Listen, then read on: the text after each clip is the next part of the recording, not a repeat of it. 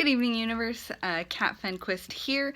I'm just popping in to say that this is part 2 of my egregiously long physical TBR video. It was so long that I decided to split it up into 2 parts.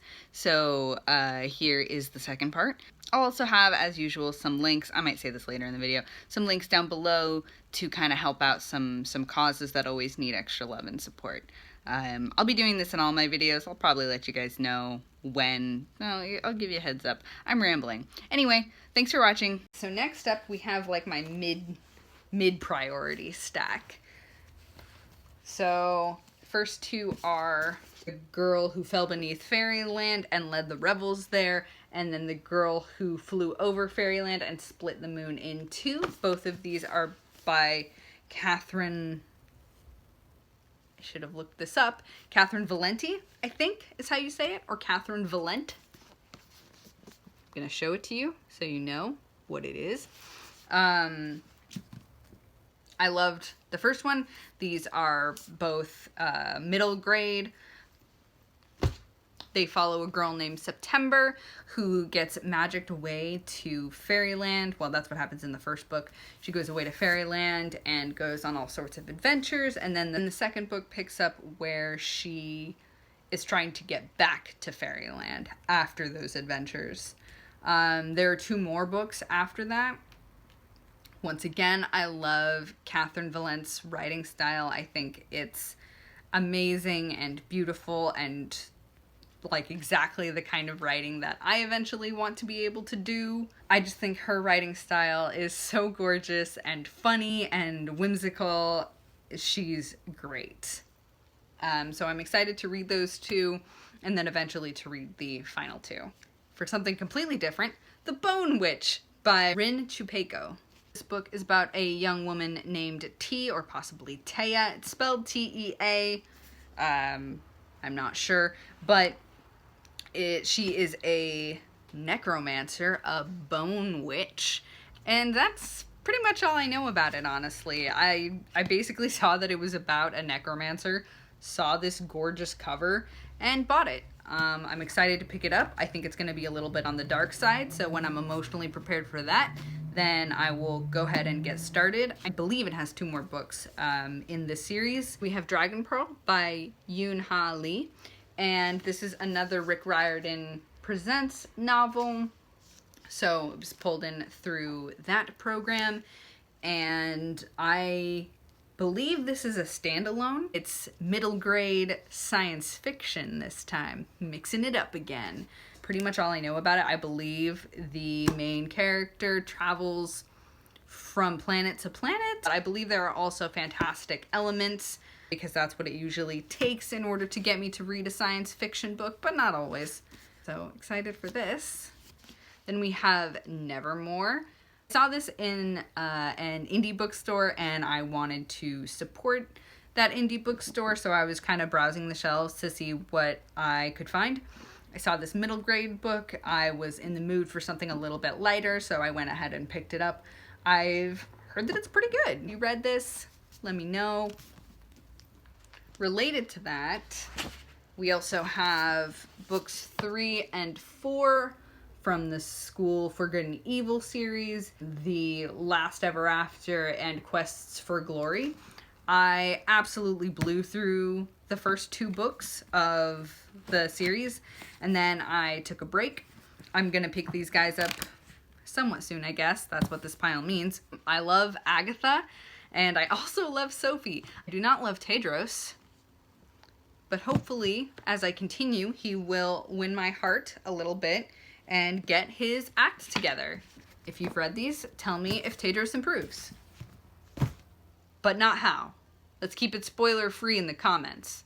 Just tell me if he gets better so I know what to expect. Alright, next up we have Ash, a sapphic retelling of Cinderella by Melinda Lowe. I love retellings. I love queer stories. Very excited. Reign of the Fallen by Sarah Glenn Marsh. I picked this one up near the beginning of lockdown when COVID-19 hit. One of my local bookstores was having some trouble And so I wanted to throw some money at them, so I picked this. I believe this is another necromancer book. Without the dead, she'd be no one. Odessa is one of Carthia's master necromancers. There you have it. Excited to check it out. This is Black Wings Beating by Alex London. This is another young adult fantasy, unless it's adult. Let me actually check this out really quick. Okay, so it looks like it might just be adult fantasy. It's about I think a brother and a sister. Something to do with birds. Not positive what this is about. I've heard really good things though. I'm really excited to dive in. And that was the last of the, like middle level excitement tier. Next up, another adult fantasy, The Invisible Library by Genevieve Cogman. I think Cogman is a great last name, and Genevieve is an amazing first name. So good job, author. That's amazing. If it's a pen name, it's a good one. If it's real, your parents did great. This is about a magical library and the person who has to keep charge of it. That's pretty much all I needed to know. I love libraries. I want more books about libraries. Tell me about books about libraries so that I can find them and read them. That's pretty much all I know about this. Next up, we've got Royal Bastards by Andrew Schwartz. I picked this up when I was reading And I Darken, that whole series. I think it's called the Conquerors series by Kirsten White. I was excited about kind of royal life and children of royals getting into misadventures. Seems really voicey from the back copy, which says, "Being a bastard blows. Tilla would know." And then there's more to it, but you get kind of the sense. This is the first in the series, and I'm excited to check it out. I've been saying that about every book. I need to calm down. Flame in the Mist by Renee Audier. I don't remember what this book is about. Children of Blood and Bone by Tomi Adeyemi. I have heard so much about this book. I hear that it's a lot like Avatar: The Last Airbender, which I adore. I want to read this. I'm very excited. I just, again, have a lot of other books first. Then this is a duology, Forest of a Thousand Lanterns and Kingdom of the Blazing Phoenix. I'm upset that they changed the covers between me buying these two editions. I really wish I had this one for both, or that they matched. But anyway, I still think they're beautiful, both on their own. Kingdom of the Blazing Phoenix, which is book 2, is a retelling of Snow White, I believe. And then Forest of a Thousand Lanterns is the story of the wicked stepmother and how she came to be who she is. These are by Julie C. Dow. World building is clearly very Asian influenced, and I think that's really cool. Nice to step out of the European fantasy, especially since I read so much young adult fantasy. It's really nice to get to read stuff from other cultures. Started reading Forest of a Thousand Lanterns, but then I got distracted by something, and I haven't picked it back up again yet, but I'm excited to do so eventually.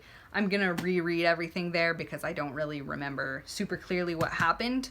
If I get through my workbook stack quickly, I might even bring it to work with me and start reading it. We'll see. The Blackthorn Key by Kevin Sands. I bought this when I was looking for more exciting middle grade books.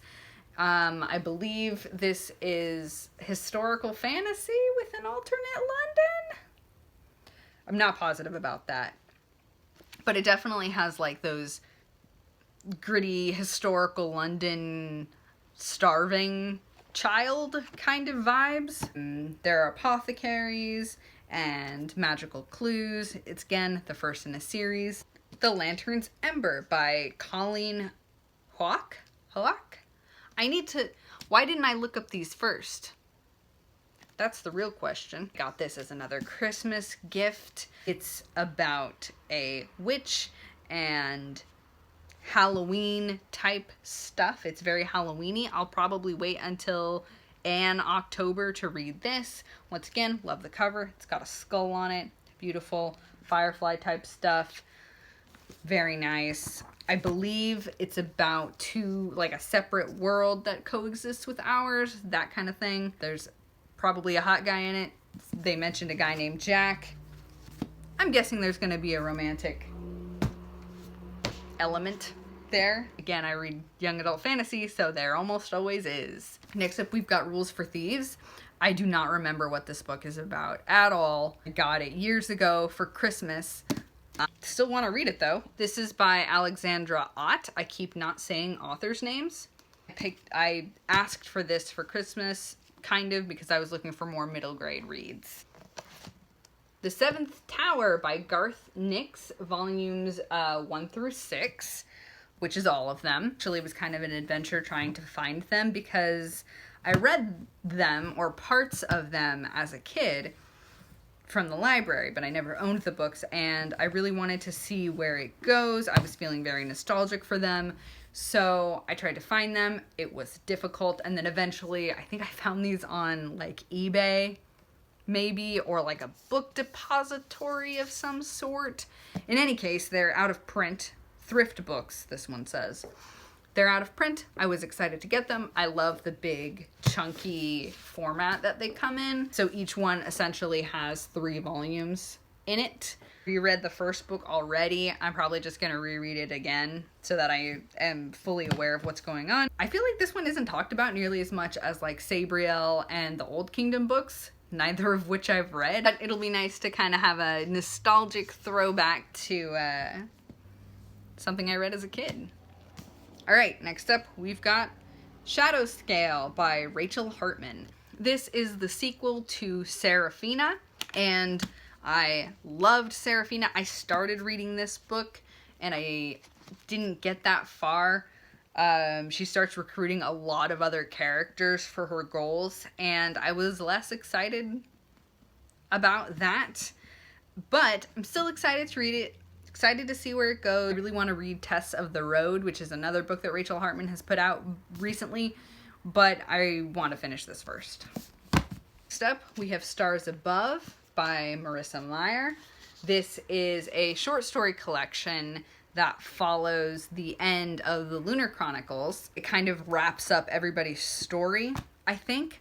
I don't know why I haven't read this yet, because it's probably going to be really quick. I read each of the Lunar Chronicles at least twice. Cinder was actually the first book I had read in a long time, and it pulled me out of a years-long reading slump. It will always have a special place in my heart. Have you guys seen those new editions, by the way?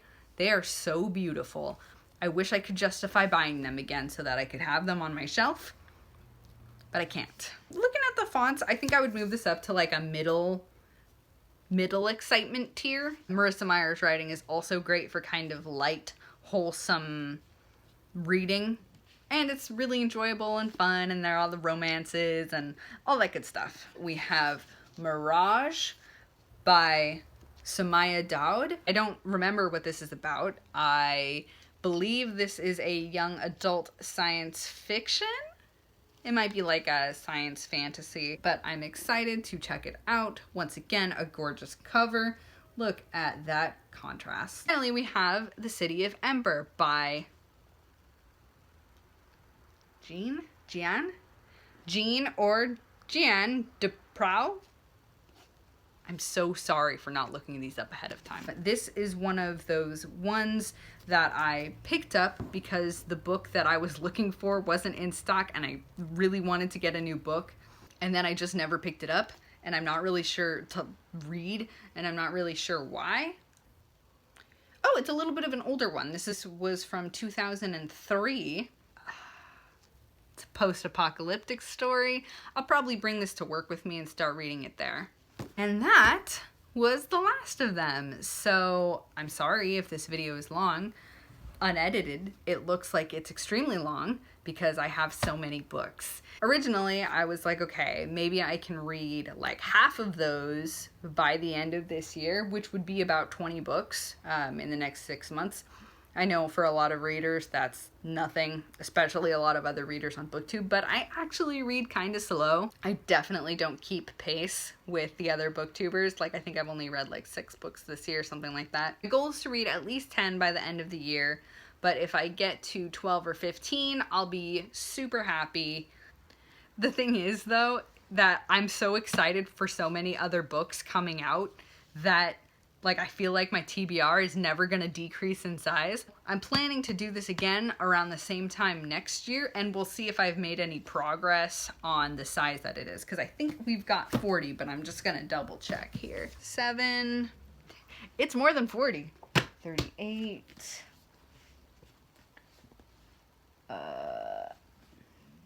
41, 43, 50. All right, if you count all the Seventh Tower books as just like 2 books, because they're middle grade, that's like 2 books. It's 50. 50 books. And there are a bunch of other books that I know that are coming out that I'm very excited about. Like later this year, I believe A Sky Beyond the Storm by Sabaa Tahir comes out. Chain of Iron coming out early next year.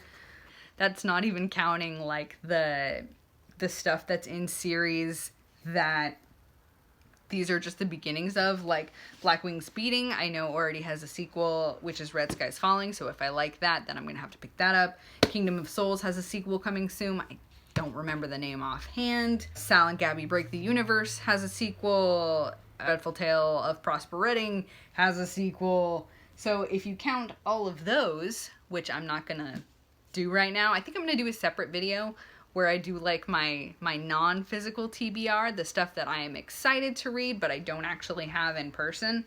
So stay tuned for that. It's gonna require more editing, which is so far my mortal enemy, so I might put it off. We'll see. I'm essentially hoping that by this time next year, I will have less than 50. We're gonna say that. We're gonna say less than 50, because then I will have made progress, even if it's not very much progress, because I know the rate at which I'm going to accrue books could be easily, I mean, currently is much faster than how quickly I read them. So the goal is to decrease the total number of books in my TBR by this time next year. And I'm saying it on this platform so that I'll be embarrassed if I don't. Or possibly I won't care. That's very possible. Now I have to put all these books back. I've been rambling for an hour. Probably won't be an hour when you guys are looking at it. Hopefully. Maybe I'll put it in 2 parts. If there's like a good dividing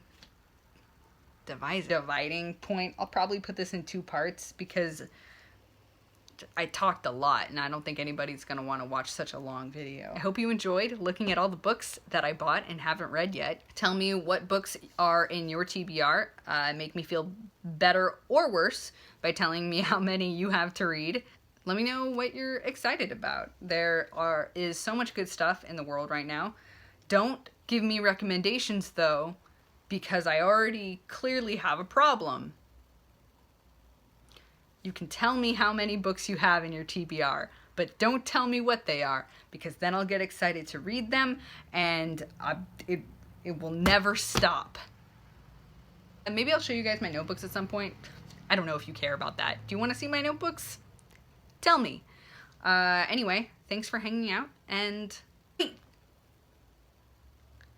let's continue to remember to support Black lives and the Black Lives Matter movement. In this below, I'll link the books by Black authors that I mentioned in this video. Try to buy a copy if you can, or pick it up from the library. That is also very helpful. Just anything to show your support for Black creators. I'll also link a petition or 2 for you to check out, some kind of source like that. And if you like my lipstick, I'll have the place where you can get that linked down below as well. Thank you so much for watching. I did not mean to ramble so long. Have a good night, universe.